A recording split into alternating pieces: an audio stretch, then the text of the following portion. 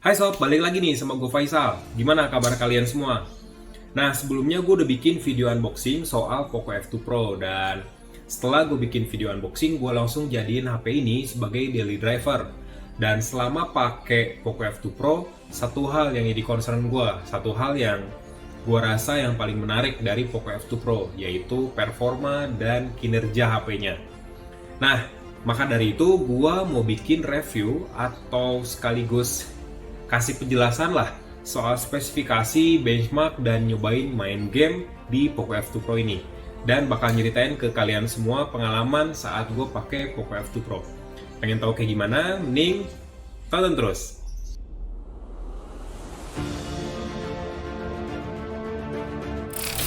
Sebelum gue jelasin soal benchmarknya dan fitur-fitur gamingnya, gue jelasin sedikit soal spesifikasi utama dari Poco F2 Pro ini sob. Jadi Poco F2 Pro pakai Snapdragon 865 sekaligus mungkin ya jadi HP Snapdragon 865 paling murah kali tahun ini. RAM-nya ada dua opsi, 6GB dan 8GB. Terus storage-nya ada dua opsi juga, 128GB dan 256GB. Baterainya 4700 mAh dengan fast charging 30W. Meskipun charger di dalam box pembeliannya sob 33W maksimal outputnya. Dan sistem operasinya MIUI 11, basisnya Android 10. Tapi dengar-dengar sih beberapa temen gue udah dapat update MIUI 12. Tapi sejauh ini gue belum dapat MIUI 12 update-nya pas video ini dibikin. Nah, itu spesifikasi utama dari Poco F2 Pro. Dan untuk bahas benchmarknya, jadi gue pakai 3 aplikasi sebenarnya sob. AnTuTu Benchmark, terus 3D Mark, dan juga PC Mark. Jadi ketiga aplikasi benchmark ini ibaratnya merepresentasikan 3 hal berbeda kali ya untuk pengujian benchmark smartphone. Kalau AnTuTu kan secara keseluruhannya lah dan secara general. Kalau 3D Mark itu lebih ke GPU dan grafis maksudnya. Kalau PC Mark itu lebih ke multitasking kalau menurut gua. Untuk AnTuTu benchmarknya sob, ini jangan kaget loh ya, jangan kaget nih. AnTuTu benchmarknya Poco F2 Pro itu mencatatkan skor 567 ribuan. HP 6 jutaan atau 7 jutaan lah ya, kurang dari 9 jutaan, skornya 567 ribuan. Dan pas gua cek ranking, fitur ranking di AnTuTu benchmark, smartphone ini berada di urutan 10 besar, tepatnya di urutan ke-7 di atas Samsung Galaxy S20 Ultra. Yang mungkin harganya 2 kali lipat lebih dari smartphone ini. 3D Mark. Nah, sekarang kalau 3D Mark, jadi smartphone ini tuh memperoleh skor, jadi ada dua pengujian di 3D Mark ini, Slingshot dan Slingshot Extreme. Nah, di Slingshot Extreme itu ada dua pengujian lagi, basisnya OpenGL, dan yang kedua adalah basisnya Vulkan. Nah, untuk Slingshot skornya 8.624 poin.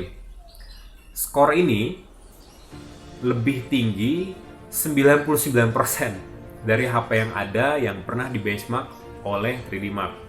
Bahkan di sini dilihatin ada beberapa device, popular device yang ditampilin di 3D Mark, kayak misalnya Huawei P30, Google Pixel 4, Xiaomi Mi 9, Galaxy S10, terus iPhone 11, OnePlus 7. HP ini unggul semua dari HP-HP yang gue sebut tadi. Itu di pengujian Slingshot. Dan untuk Slingshot Extreme, sama. Smartphone ini memperoleh skor 7.066 poin untuk OpenGL ES 3.1 dan 6.446 poin untuk pengujian Vulkan. Dan dua pengujian itu juga Poco F2 Pro memperoleh skor yang tinggi, lebih tinggi dari HP-HP yang pernah di benchmark oleh 3D Mark. Jadi nggak semua HP sih, tapi sebagian besar HP ini lebih tinggi. Dan ini harganya 7 jutaan, ingat. Lanjut ke PC Mark. Nah, kalau PC Mark itu smartphone ini memperoleh skor sekitar 10.068 poin. Dan kata PC Mark lagi, dia adalah salah satu device atau salah satu smartphone yang paling powerful yang pernah di benchmark oleh PC Mark. Jadi skornya udah tinggi banget, dan perolehan skor yang the most powerful ini pernah gue rasakan juga, pernah gue lihat saat gue nge-review Huawei P40 Pro. yang notabene harganya lebih tinggi dari Poco F2 Pro. Nah, itu tadi pembahasan sedikit soal benchmark dari Poco F2 Pro, sekaligus ngebandingin HP ini dengan smartphone high-end lainnya.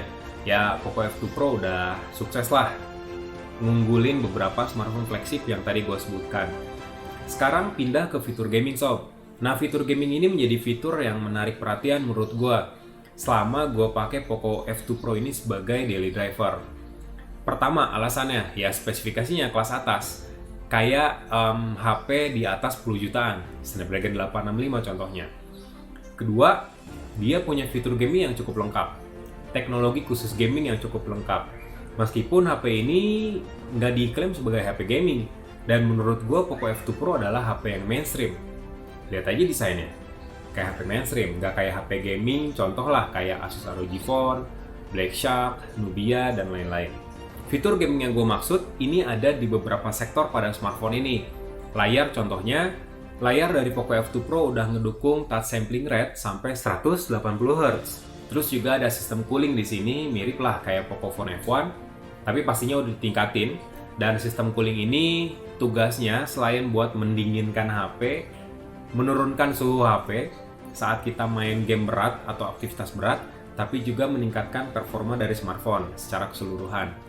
Dan yang ketiga adalah game turbo. Game turbo di sini memang mirip-mirip dengan game turbo yang ada di HP Xiaomi lainnya, contoh kayak Redmi Note 9 atau Redmi 9 dan lain-lain. Tapi ada fitur yang berbeda menurut gua pada game turbo Poco F2 Pro. Fitur yang berbeda di sini ada di additional settings. Terus di bagian paling bawahnya itu ada fitur namanya enhance visual. Nah, enhance visual ini bisa meningkatkan kontras dan detail saat kita main game. Jadi ada 4 opsi yang ditawarkan, original, moderate, strong, sampai extreme. Gue sendiri lebih seneng di strong ataupun extreme. Detailnya keluar banget sob, apalagi pas kita main FPS. Selain itu ya mirip-mirip lah dengan game turbo, fitur game turbo di HP Xiaomi lainnya. Kayak misalnya touch response dan lain-lain. Juga ada performance mode, terus general setting pastinya, dan game dan do not disturb. Jadi kita main game nggak bakal keganggu lah dengan adanya notifikasi. Terus pas gue pakai Poco F2 Pro sehari-hari, gue mainin 3 game sebenarnya sob. PUBG Mobile, Mobile Legends, sama COD Mobile. Nah, khusus untuk Mobile Legends gue baru main nih. Jadi masih noobs gitulah, masih newbie gitu ibaratnya. Nah, gue jamin 3 game yang tadi gue sebutin bisa rata kanan dimainin di Poco F2 Pro grafisnya. Tapi khusus untuk PUBG Mobile dan Mobile Legends, sayangnya untuk grafis ultra masih belum support. Padahal gue yakin grafis ultra mah buat Poco F2 Pro mudah-mudah aja gitu. Karena di Mobile Legends untuk grafis ultra Poco F2 Pro belum support, dan game tersebut berjanji akan lebih banyak mengizinkan perangkat lainnya untuk bisa menjalankan game tersebut di grafis ultra. Semoga aja Poco F2 Pro termasuk. Juga di PUBG Mobile untuk Ultra HD masih belum bisa. Tapi untuk Call of Duty, COD Mobile, grafis very high dengan frame rate max itu udah bisa di smartphone ini.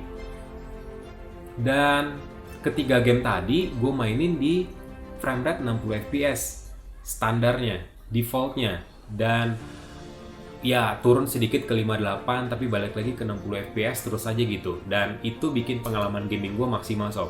Minimal kita bisa ningkatin kesempatan buat memenangkan pertandingan. Dari tadi gue muji-muji terus ke Poco F2 Pro. Sebenarnya smartphone ini nggak perfect banget loh sob. Ada kekurangannya juga. Wajar, ini 7 jutaan meskipun speknya udah kelas atas. Ada beberapa kekurangan yang gue rasakan di Poco F2 Pro ini. Santai. Kekurangannya nggak parah sih, tapi ini menurut gue ngeganggu sebenarnya ya untuk sebuah smartphone sebagus Poco F2 Pro. Pertama, layarnya nggak ngedukung refresh rate 90 Hz, 120 Hz, apalagi 144 Hz.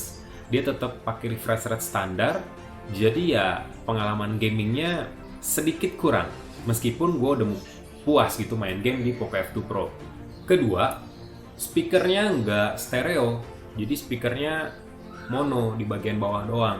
Gua kira earpiece di sini yang di atas, di sini kecil, juga bertugas sebagai speaker sekunder gitu ya, biar suaranya stereo kiri kanan, tapi ternyata enggak. Jadi kalau suara ditutup di sini, ya mendem suaranya. Dan menurut gua HP dengan spesifikasi tinggi, dengan grafis yang bisa menyuguhkan grafis tinggi, seharusnya menyediakan speaker yang stereo. Mungkin itu saran aja buat Xiaomi. Ya itu sih dua kekurangan yang gua rasakan sebenarnya cukup mengganggu gua gitu, karena HP sebagus Poco F2 Pro nggak ada dua hal itu tuh kayak gimana gitu kan. Jadi main game tuh kayak kurang puas aja, meskipun secara tampilan mata ya enak-enak aja buat mainin game di Poco F2 Pro. Nah itu aja pembahasan gua soal benchmark, spesifikasi, pengalaman soal main game, dan membahas sedikit soal fitur-fitur gamenya. Like videonya, kasih komen, share jangan lupa, subscribe channel Telset TV, follow Instagram Telset ID, terus ikutan komunitas Telset dengan daftar via WhatsApp yang ada di kolom deskripsi. Gue Faisal, tetap semangat, tetap sehat, dan tetap jaga jarak. Nuhun sob.